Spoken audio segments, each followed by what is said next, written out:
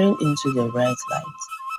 What shook everyone was the swell of her tiny belly. She looked pregnant. The woman screamed, and the midwives froze. But her grandmother, Iyayeli, only smiled and whispered, "This one carries tomorrow." From that day, the village was never the same. Mahir didn't behave like other children. She never cried. She never laughed. Her belly grew with her, yet she remained just a little girl. Doctors were brought from the city and ran tests, shook their heads and called it a biological anomaly. But Ihayele insisted it was more.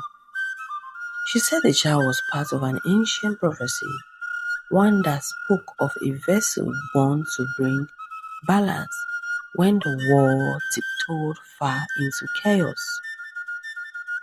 At 5 years old, Mahir began hymning under the guava tree. Birds would gather, leaves would fall in slow motion.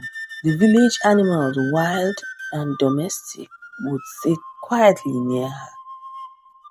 One evening, a blind man wandered in from the east, claiming he had been led by his dreams.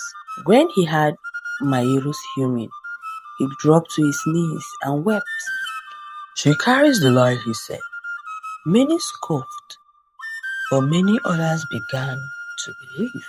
At 7, she spoke her first word, "Son." And that night, the river reversed its flow for a few minutes, and moon dimmed strangely. People brought gifts to her doorstep. Mahiru touched them softly, but never said anything more. She seemed to have lived between worlds, still in the child's body, but carrying something ancient within her. Then came her 10th birthday.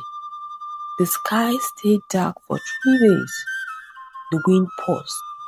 Mahir lay sleeping until the moon rose. The entire village gathered in silence as Iyayeli laid her on a sacred leaves beneath the guava. There, in the presence of man and beast, a glow from Mahir's body and from her belly came a beam of pure light. It floated above her and burst into tiny stars, then